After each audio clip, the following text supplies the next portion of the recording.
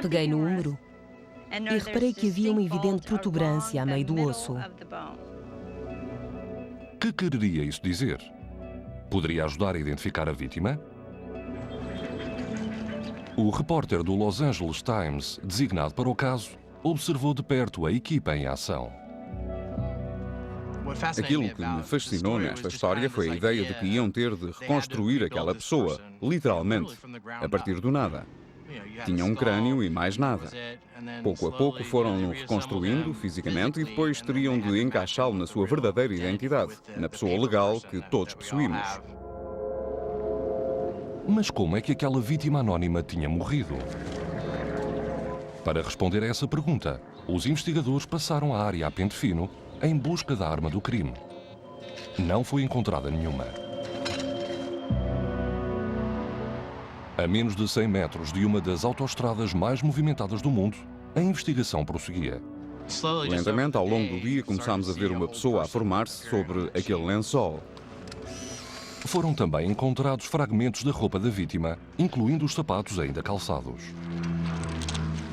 O facto dos ossos estarem ainda dentro do sapato fê-lo subitamente transformar-se numa pessoa. Alguém que morrera literalmente de botas calçadas. Mas quem era esta pessoa? Perto dali, os investigadores encontraram ainda várias revistas de culturismo e um indício de veras promissor. Uma carteira muito deteriorada, mas que continha apenas um pedaço de papel manchado. Tínhamos uma carteira com uma suposta identificação que estava demasiado degradada para ser legível. Não havia morada, nem números de telefone. O que poderíamos fazer? Os investigadores tinham um lugar onde se dirigirem, aos peritos do centro de North Mission Road.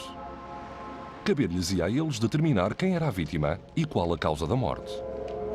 Mas como estavam prestes a descobrir, este caso estava longe de ser rotineiro.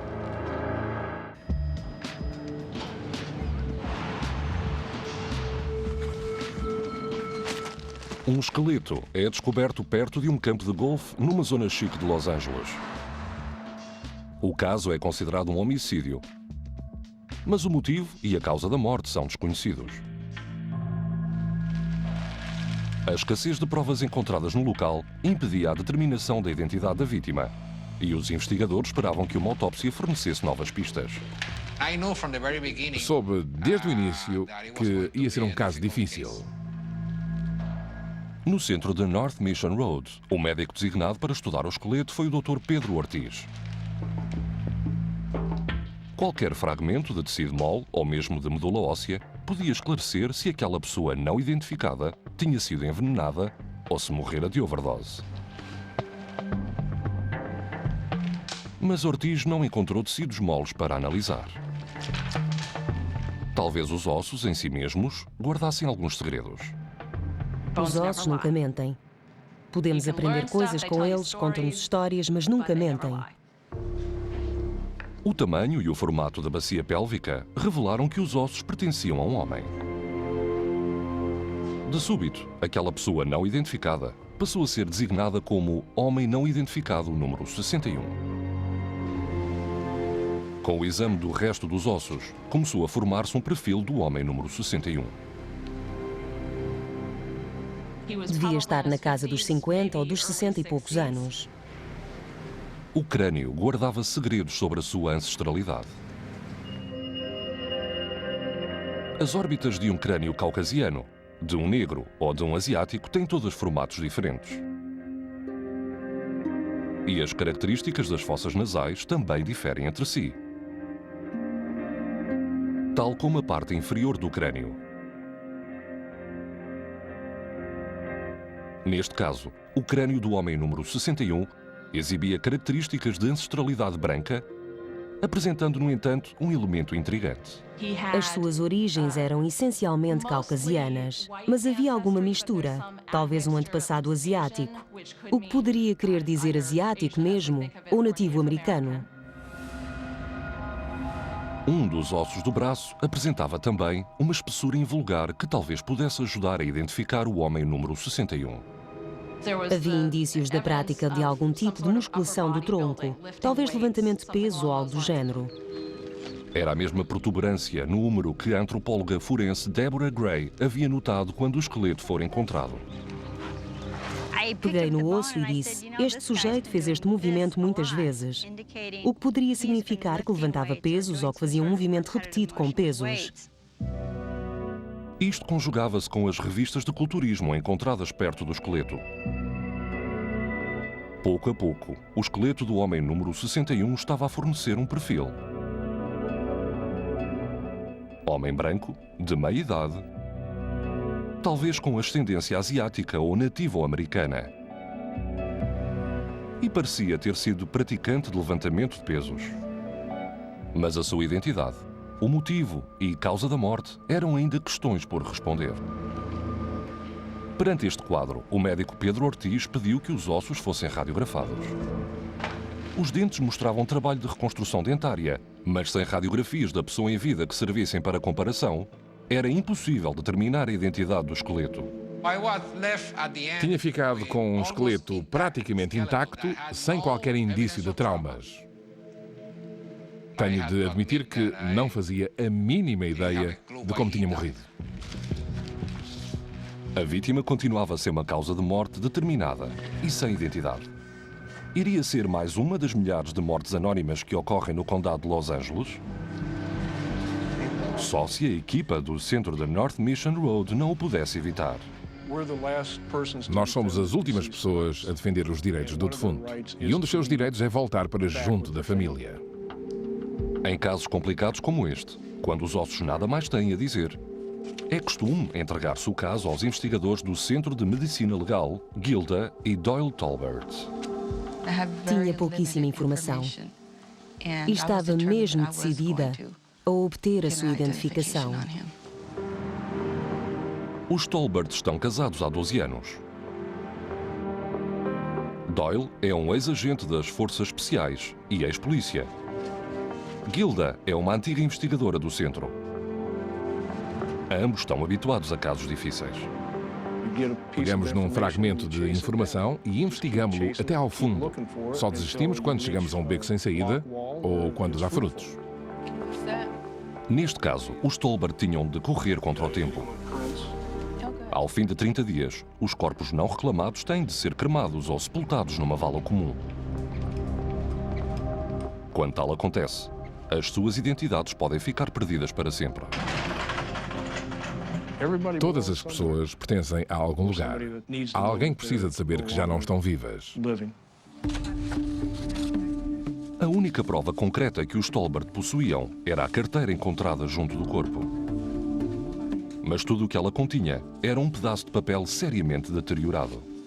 Estava num estado muito degradado por causa dos fluidos corporais e era muito difícil de ler. Após uma análise minuciosa, Gilda Tolbert achou que o papel se assemelhava a uma guia de renovação de carta passada pela Divisão de Veículos Motorizados. Gilda conseguiu decifrar algumas letras de um nome e alguns algarismos daquilo que talvez tivesse sido o número de uma carta de condução. Estes escassos, mas preciosos elementos foram seguidamente introduzidos na base de dados da Divisão de Veículos Motorizados.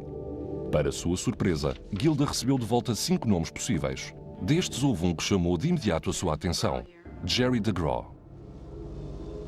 Foi por causa da zona onde foi encontrado, que era a mesma que constava do documento da Divisão de Veículos Motorizados. O meu instinto disse-me para começar por aquele.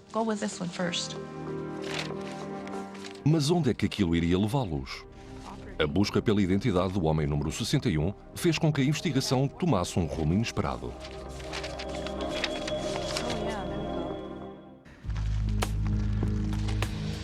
Os restos mortais de um homem são encontrados numa zona chique de Los Angeles. Recorrendo a uma carteira encontrada no local, os investigadores obtêm uma identificação possível: Jerry DeGraw. Mas subsistem grandes dúvidas. A carteira podia ter sido tirada para ali por qualquer outra pessoa. Não sabia ao certo se a carteira lhe pertencia ou não. E precisava de uma identificação definitiva. O próximo passo era descobrir onde ele vivia. Mas o documento encontrado na carteira não continha qualquer morada de Jerry DeGraw, apenas uma caixa postal. Não havia morada, nem casa, nem quaisquer pessoas a quem pudéssemos fazer perguntas. Não tínhamos qualquer informação sobre aquele homem. Ninguém na comunidade se lembrava de Jerry DeGraw e ninguém o dera como desaparecido.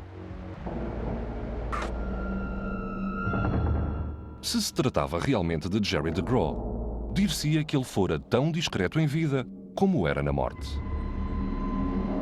Entretanto, no centro de North Mission Road, a persistência de Gilda começava a dar frutos.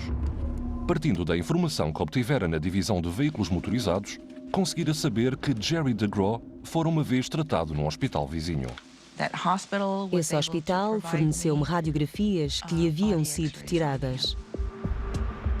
As radiografias tinham sido feitas uns anos antes num hospital local por causa de um problema de coluna.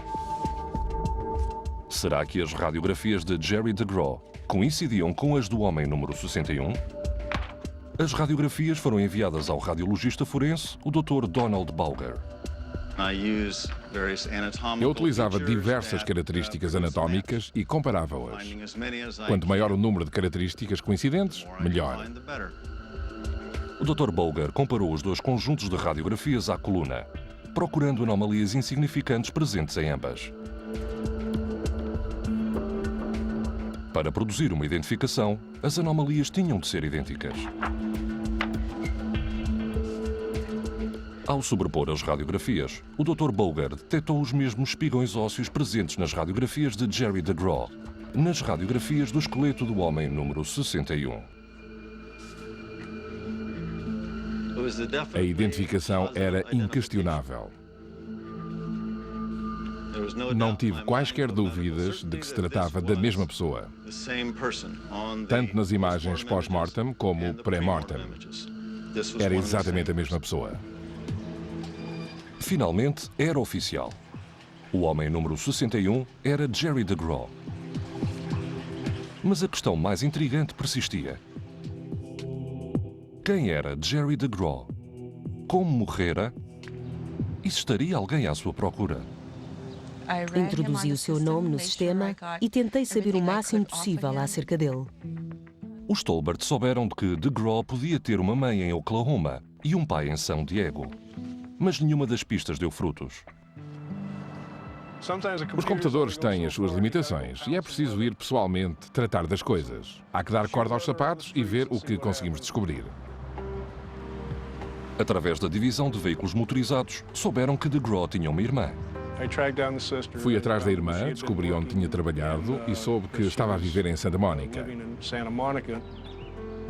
Consegui a morada, fui até lá, mas ela deixara a cidade há algum tempo.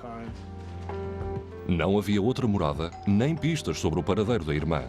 Depois de tanto trabalho, os Tolbert continuavam longe de encontrar a família de DeGraw. Às vezes é frustrante, especialmente quando chegamos a becos sem saída, mas há que continuar. Apesar da persistência dos Tolbert, dir-se-ia que a família de Jerry DeGraw nunca seria localizada. O tempo estava a esgotar-se e, dentro em breve, os restos mortais de DeGraw teriam de ser cremados.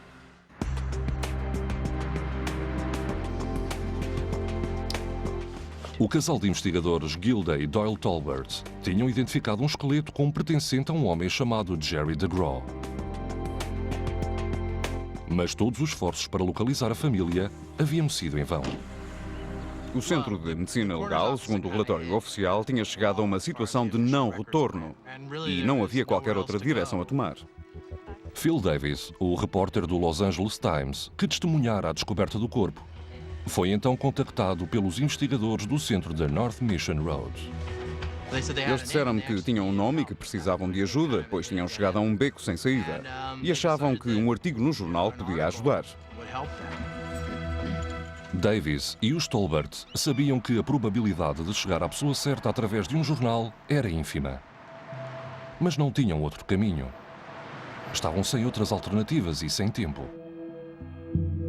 Dentro de pouco tempo, os restos mortais de Jerry DeGraw seriam cremados. O Los Angeles Times publicou a história e ao casal Tolbert só restava esperar.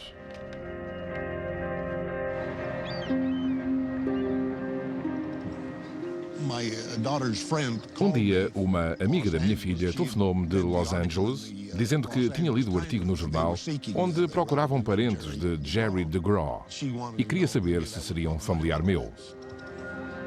Wayne DeGraw, um reformado que vivia a 300 quilómetros de Los Angeles, era o tio de Jerry. No dia seguinte, no gabinete do Stolbert, no centro da North Mission Road, o telefone tocou. Quando o Sr. DeGraw me telefonou, eu exclamei: "A sério? O senhor é mesmo parente dele?" E senti um certo alívio interior porque tínhamos o caso resolvido. Finalmente, Wayne DeGraw abriu ao Stolbert e ao jornalista Phil Davis uma janela sobre a vida de Jerry DeGraw. DeGraw era de origem nativo-americana, tal como os investigadores do centro da North Mission Road suspeitavam. Mas pouco mais se sabia sobre ele. Ninguém o conhecia bem e, a julgar por aquilo que o tio me contou, ele era um solitário que gostava de guardar as coisas para si. Ele era muito misterioso acerca da sua vida e limitava-se a aparecer de tempos a tempos. Jerry montara acampamento numa zona arborizada na orla de uma das maiores autoestradas de Los Angeles. Julgo que tinha ali o seu pequeno mundo à beira da autoestrada e nada mais que isso.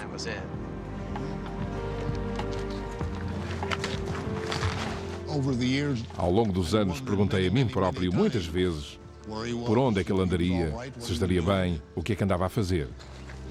E foi assim que acabou. O que terá então acontecido nos últimos minutos da vida de Jerry DeGraw? Até hoje, tal permanece um mistério, intrigando mesmo os peritos do Centro de Medicina Legal de Los Angeles. Foi quase como se tivesse cessado de existir.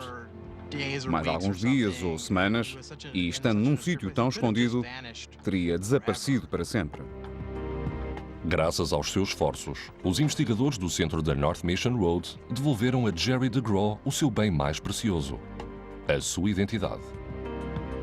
Todas as pessoas pertencem a alguém e até conseguirmos devolver essa pessoa à sua família, o caso para nós mantém-se em aberto. O caso de Jerry DeGraw, um homem que não só desapareceu, mas que teria perdido a sua identidade, não fosse a perseguição incansável movida pela equipa do Centro de Medicina Legal de Los Angeles. Versão portuguesa, via satélite.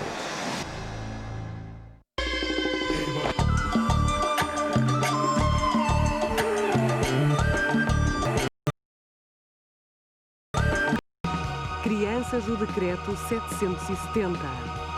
Abuso ginecológico. Em outubro, de segunda-feira 24 a quinta-feira 27. Natalidade, sexo e poder. No Prisma, do Odisseia.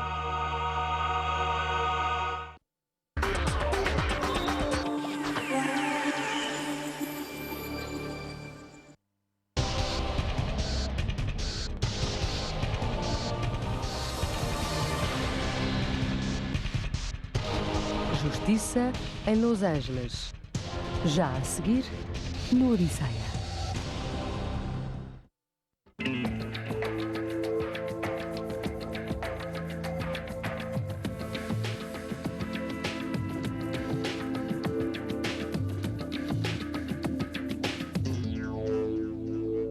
Justiça em Los Angeles. A mulher do aqueduto.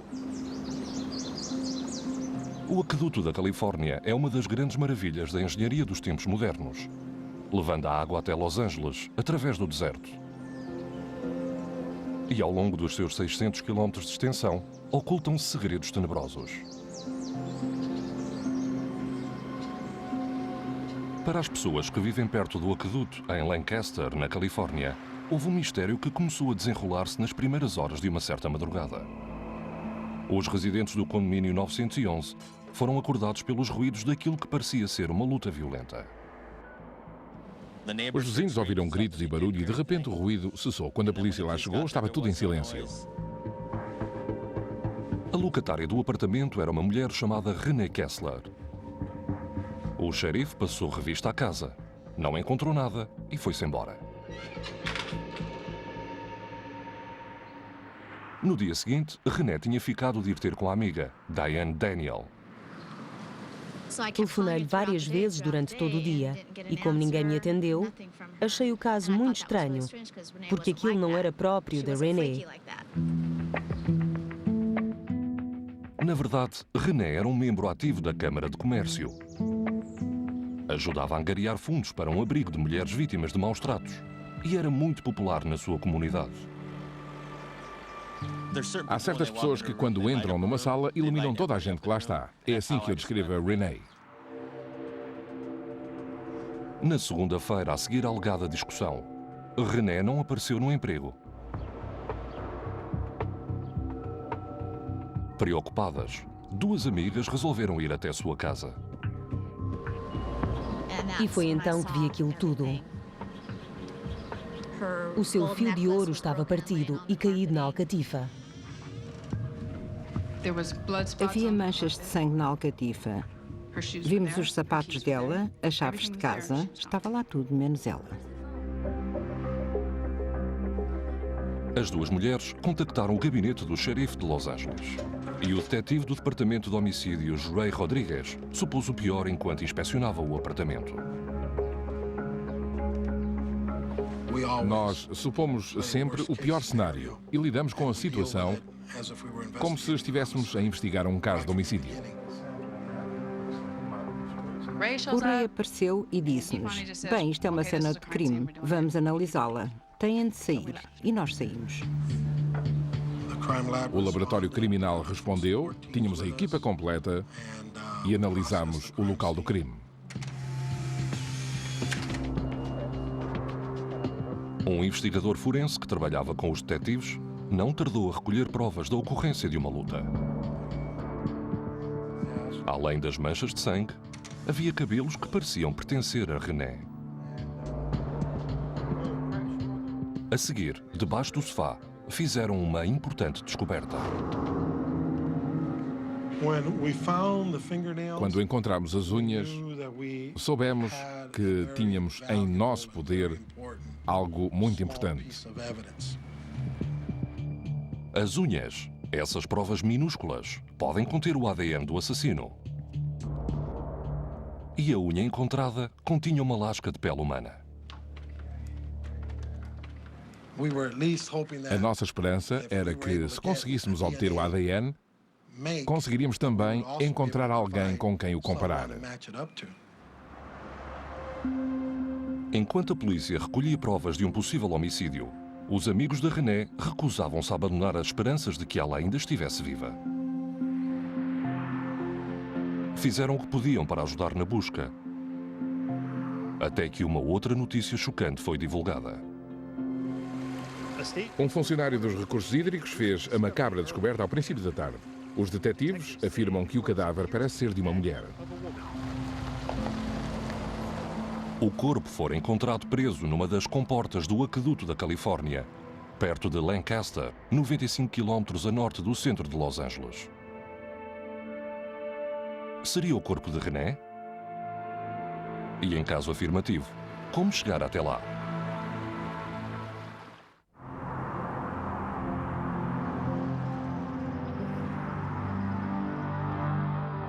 René Kessler, uma mulher jovem, popular e atraente, tinha desaparecido misteriosamente. 4 dias depois, um corpo é encontrado a flutuar no aqueduto da Califórnia. Tratar-se-ia de René? Gino Young estava de serviço no dia em que o corpo foi encontrado. O corpo estava muito inchado. Estava de costas. Na altura, não se percebia se era homem ou mulher. Fosse quem fosse, havia uma prova muito evidente de que a morte não fora acidental.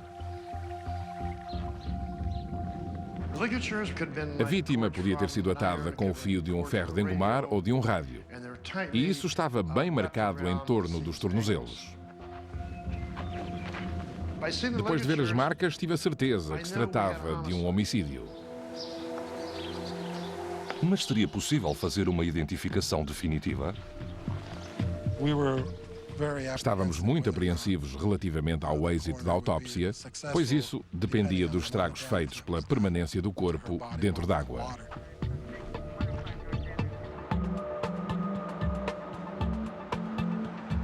O corpo foi enviado para o Centro de Medicina Legal da North Mission Road.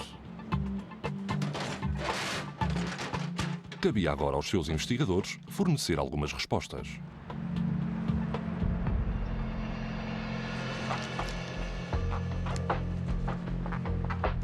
Afortunadamente, foi possível recolher impressões digitais do cadáver.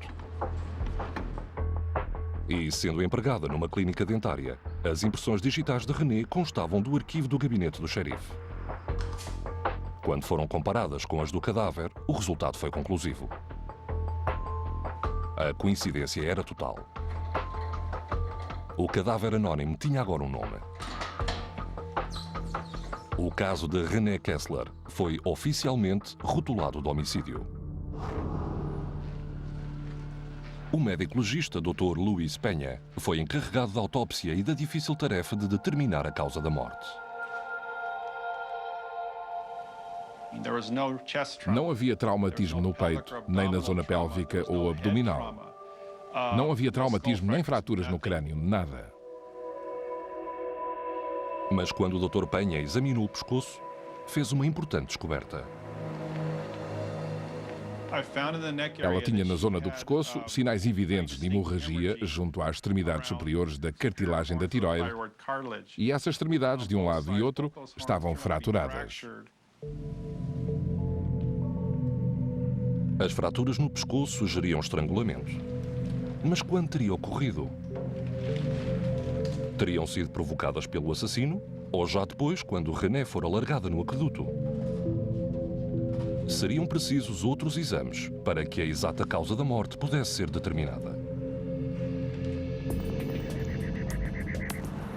A 95 km dali, na zona alta do deserto, os detetives do Departamento de Homicídios continuavam a reconstruir os acontecimentos para tentar descobrir quem e porquê tinha morto René Kessler. Foi apurado que na noite do seu desaparecimento, René tinha ido a uns bares na companhia de alguns amigos. Uma dessas amigas, Diane Daniel, relatou aos investigadores que depois dos bares terem encerrado, fora com René até casa desta. Ficaram a conversar durante algum tempo e mais tarde tinha chegado um amigo comum, John Wenino.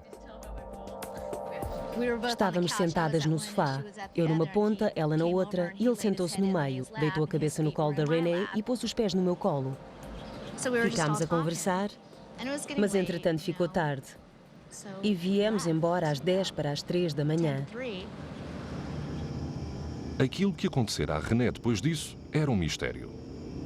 Cerca de 10 minutos depois da hora em que os amigos afirmavam ter saído, houve uma chamada para o 112 por causa de uma discussão ocorrida no apartamento de René. Uma vizinha declarou que ouvira alguém chamar por Diane. O que acontecera de facto naquela noite? Quem matara René Kessler e porquê? Os detetives não tinham suspeitos. E até então, os peritos do centro de North Mission Road tinham muito mais perguntas do que respostas.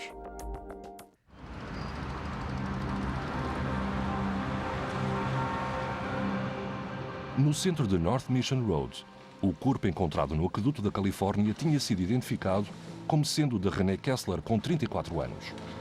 Aparentemente, a vítima fora estrangulada. Mas quem o fizera? E porquê? Os investigadores já tinham falado com as últimas pessoas a vê-la na noite em que morrera. Mas havia que interrogar outra pessoa importante na vida de René, o seu ex-marido Scott Mullins. Poderia ele esclarecer de algum modo o que se passara nas últimas horas de René? Scott Mullins disse-nos que amava muito a mulher e que se preocupava muito com ela, que sempre a tentara ajudar, apesar de estarem separados. Mas os amigos de René contaram uma história diferente. Após a separação, a sua relação fora muito tempestuosa. Era horrível. Ela estava sempre com medo. Tinha medo que o pudéssemos encontrar em algum lugar, que ele nos pudesse confrontar num restaurante, num bar ou em qualquer lugar onde estivéssemos. Sabia-se que Scott Mullins tinha dificuldade em controlar a sua raiva, mas seria capaz de matar a mulher?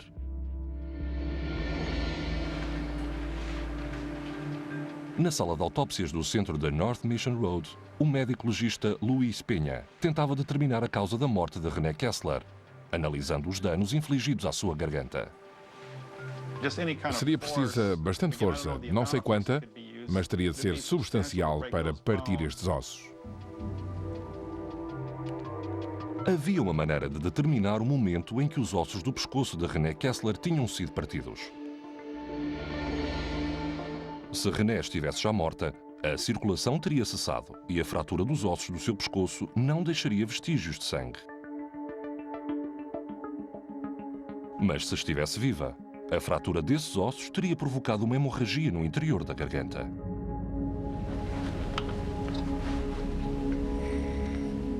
Ao microscópio, o Dr. Penha pôde ver claramente vestígios de sangue nos músculos da garganta.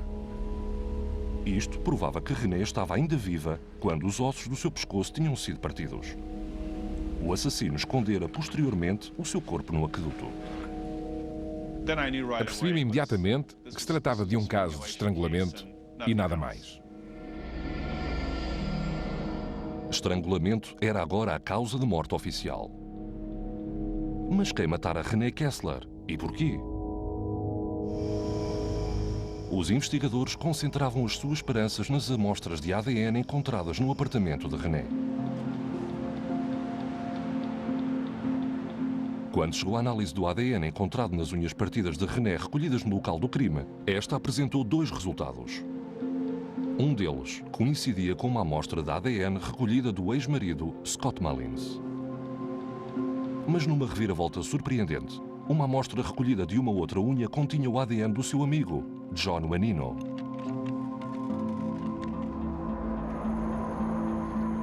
Até aquele momento, todos os indícios apontavam para Scott Mullins.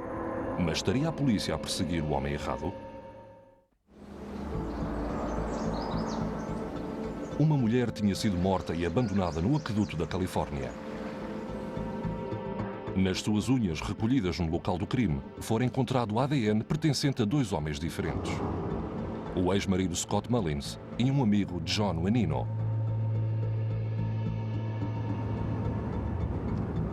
Mas não era apenas o ADN que fazia o gabinete do xerife suspeitar de Scott Mullins.